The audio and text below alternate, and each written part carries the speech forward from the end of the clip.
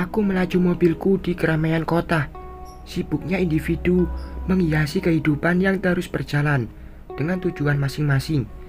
Sebelum aku ke rumah ayah, aku terlebih dahulu mampir membeli buah. Ayah pasti senang aku bawakan buah. Satu gang lagi, aku sampai di rumah ayah. Aku tidak sabaran ingin bertemu ayah. Rasa rinduku sebagai anak membuatku semangat. Assalamualaikum, ayah. Aku langsung masuk ke rumah ayah karena pintu tidak dikunci. Waalaikumsalam, jawab ayah. Dan aku langsung menyalami beliau. Cukup, Luna. Ayah tidak ingin kamu melakukannya lagi. Jaga kehormatanmu sebagai istri. Aku terperanjat mendengar suara ayah sedikit keras. Aku baru datang langsung dituding dengan sesuatu yang sama sekali tidak ku mengerti. Sementara itu, ibu tiriku duduk sambil tersenyum sinis. Ayah, apa maksud perkataan ayah? Aku memegang pergelangan tangan ayah. Namun, ayah melepaskan tanganku dengan muka terlihat kesal. Wajah dipalingkan dariku. Pemandangan ini mengiris hati. Tidak pernah ayah bersikap seperti ini sebelumnya. Sebaiknya kamu pulang dan berbakti kepada suamimu. Aku tidak pernah mengajarkan anakku melakukan perbuatan yang tidak terpuji, apalagi sedang hamil. Aku masih belum mengerti maksud perkataan ayah. Kenapa ayah menudingku melakukan sesuatu yang tercela? Pasti ini hasutan ibu tiriku. Ayah, tolong jelaskan maksud perkataan ayah. Aku tidak mengerti. Aku tetap menatap ayah, meski ayah memalingkan wajah. Kamu meminta Mila rujuk dengan Bayu agar kamu bisa bebas selingkuh. Kalau dia lelaki yang baik, seharusnya meminangmu kepada ayah, bukan meninggalkanmu menikah dengan gadis lain. Aku terpana mendengar perkataan ayah. Fitnah apa yang kuterima sekarang? Aku tidak pernah selingkuh ataupun meminta Mila rujuk dengan Mas Bayu. Ini pasti perbuatan ibu. Aku tidak melakukan yang ayah katakan barusan. Siapa yang memberitahu ayah? Aku berusaha membela diri karena aku tidak salah. Sudahlah, Luna. Sebaiknya kamu pulang saja. Ayahmu perlu istirahat, ucap ibu pura-pura baik dan perhatian di depan ayah. Aku melihat ayah memegang dada dengan nafas sesak. Ku letakkan buah di meja dan sedikit uang. Ayah, aku balik dulu. Percayalah ayah, aku tidak melakukan seperti yang ayah katakan. Aku melangkah keluar dari rumah itu. Sudah kutahan agar air mataku tidak keluar, tapi sangat sulit. Ayah tetap memalingkan wajah, meskipun aku sudah hilang dari pandangan keluar pintu. Kuusap air mata. Tadinya aku membayangkan akan duduk berbicara dengan ayah, tapi aku salah. Ibu sudah menyiapkan permainan sebelum aku datang. Dengan mengepal tanganku, aku berusaha menahan emosi melihat wajah wanita sialan itu.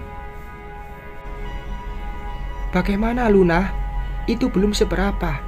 Tiba-tiba ibu sudah berdiri di belakangku. Saat aku ingin masuk ke mobil, aku membalikkan badan menatapnya dan berkata, "Kamu kira aku akan membiarkan keinginanmu tercapai? Dasar bodoh." Aku langsung masuk ke mobil. Aku akan melakukan yang lebih dari ini. Kamu lihat nanti, Luna. Aku melaju mobilku tanpa mempedulikan perkataan ibu. Rasanya ingin mencakar wajahnya. Kalau bukan karena ayah dan anak yang kukandung, mungkin aku sudah bergulat di tanah dengannya. Aku menarik nafas dalam, berusaha menenangkan diri. Dengan hati kesal, aku meninggalkan rumah ayah. Rasanya aku ingin menangis sejadi-jadinya melihat raut wajah ayah marah padaku. Andaikan ibuku masih di sisiku, mungkin semua ini tidak akan terjadi. Aku bisa hidup aman tanpa orang-orang jahat ini. Aku tidak ingin langsung pulang. Aku duduk di taman kota, menghilangkan kesedihanku. Melihat anak-anak berlari, bermain, sedikit menghibur keceriaan di wajah mereka, membuat suasana taman semakin ceria. Jam 17.10, aku masih duduk di taman. Entah sudah berapa jam lamanya, tidak terasa, karena aku menyaksikan anak-anak berlari dengan keceriaan. Hatiku merasa sepi. Apakah ini titik jenuhku dengan masalahku sekarang? Biasanya aku tidak pernah sekalau ini dalam hidup. Sejak melihat amarah di wajah ayah, entah kenapa hati ini sangat perih. Selama ini hanya ayah yang selalu peduli dan membelaku. Ayah. Ponselku berdering. Segera ku ambil benda pipi itu dari dalam tas dan menempelkannya di daun telinga. Halo, Luna, kamu di mana? Kenapa belum pulang? Terdengar suara Mas Bayu dengan nada kecemasan. Aneh, sejak kapan dia peduli kabarku di luar rumah? Modus apa lagi ini? Kamu mau apa? Jangan sok perhatian. Jawabku ketus. Aku masih suamimu, Luna. Aku mencemaskan bayi dalam perutmu. Aku sama sekali tidak melambung dengan perhatiannya. Aku lagi duduk di taman kota. Aku bosan di rumah, melihatmu melulu. Aku langsung menutup pembicaraan. Malas sekali mendengar ocehan Mas Bayu. Setelah bosan duduk cukup lama, aku meninggalkan taman ini. Tapi aku tidak langsung pulang ke rumah, melainkan melaju mobilku ke rumah ayah lagi. Entah kenapa, aku masih tidak percaya ayah bersikap seperti tadi. Aku memarkir mobilku di tepi jalan, sengaja, karena tidak ingin ayah tahu. Aku balik lagi ke sini. Aku hanya ingin memastikan keadaan ayah. Tadi aku lihat nafas ayah sesak, memarahiku. Aku melangkah masuk dengan pelan dan mengintip di jendela kaca. Mila, gumamku sendiri, terkejut melihat dia duduk dengan ibu dan ayahku. Aku mencoba menguping pembicaraan mereka. Hatiku makin tidak tenang melihat kehadiran Mila yang membuatku muak. Mila seperti menangis, air matanya membasahi pipi. Kok aku merasa itu air mata buaya. Kesal. Om, sebenarnya aku tidak bermaksud mendekati Mas Bayu. Tapi Luna menyuruhku agar dia bisa selingkuh dengan mantannya. Makanya saat itu aku emosi berada di rumahnya. Om lihat sendiri, dia menusukkan garpu ke lenganku. Maafkan aku yang tidak bisa menahan emosi waktu itu, Om. Mila mengusap air matanya. Jadi ini penyebab ayah memarahiku. Pintar sekali mereka mempengaruhi ayahku. Sudahlah Mila, Om kira kalian sengaja selingkuh. Om sudah memarahi Luna. Bagaimanapun juga perselingkuhan tidak baik, apalagi sedang hamil, ucap ayah menatap Mila. Mas, atau jangan-jangan anak dalam kandungan Luna bukan anak Bayu? Ibu juga ikut bersuara. Aku sudah tidak tahan. Mereka memfitnahku ke ayah. Aku langsung masuk dan menarik rambut Mila. Aduh, lepaskan. Mila mencoba melawan, tapi karena rambutnya yang kutarik, dia sedikit susah melawan, hingga membuat tas yang kujinjing terjatuh ke lantai.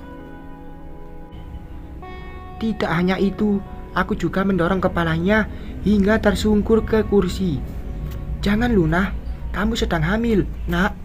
Suara ayah terdengar sangat cemas. Luna, apa yang kamu lakukan?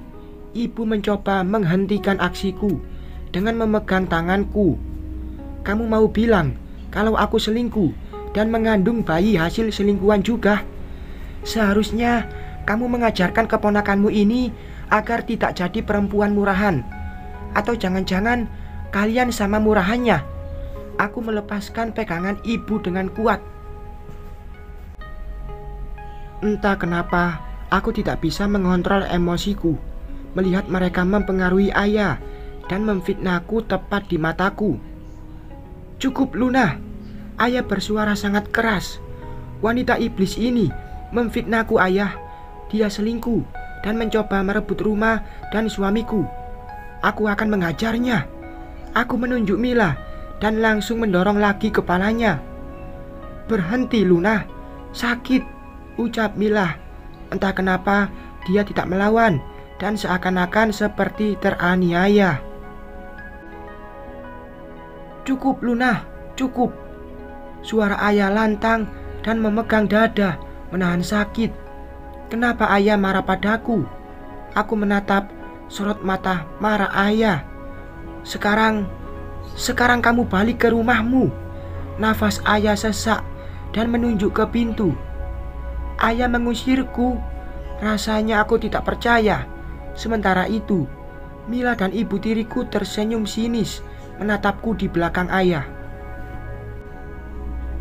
Belum sempat aku keluar pintu, Mas Bayu datang dan berdiri di pintu. Luna, apa yang terjadi? Mas Bayu langsung menghampiriku. Bayu, bawa istrimu pulang. Dia sedang hamil dan harus menjaga kandungannya, ucap ayah kepada Mas Bayu. Iya, ayah. Tapi apa yang terjadi? Mas Bayu masih sangat penasaran. Apalagi ada Mila di rumah ayahku. Tidak ada apa-apa. Jaga Luna, jawab ayah. Lun, ayo pulang. Mas Bayu menarik tanganku. Aku melepaskan tangan Mas Bayu dan melangkah mengambil tas di lantai. Rasanya belum puas membalas Mila, dan aku langsung menginjak jempol kaki Mila sekuat mungkin, seperti pura-pura tidak melihat. Au, sakit, rengek Mila memegang jempol kakinya. Bukan hanya itu, aku juga mengayunkan tasku sambil membalikkan badan dan mengenai kepala Mila. Tentu pura-pura tidak sengaja lagi. Lagian tanggung berendam, toh akan basah juga. Ih, kamu! Mila ingin membalasku, tapi terhalang karena ibu memegang tangannya. Tentu supaya di sini Mila seperti teraniaya. Sandiwara di depan ayahku. Nafasnya besar karena emosi terpendam. Sampai di pintu, aku membalikkan badan menatap Mila. Oh ya, Mil, besok nih kalau mau memelet Mas Bayu, bawa kolor ganti dari rumah. Kasihan tuh semut, suka menggigit. Apa maksudmu? Mila sedikit gugup, menahan malu. Pelet kolor? Maksudnya apa, Lun? Mas Bayu penasaran. Iya, Mas. Mila punya ajian kolor. Kalau mau minum, bisa tunduk loh, Mas. Aku tersenyum, menahan tawa. Jangan bikin cerita bohong, Luna. Ibu membela Mila. Ibuku tersayang. Lain kali bawa 1000 dukun ke rumahku, agar keponakanmu yang tersayang bisa mendekati suamiku lagi.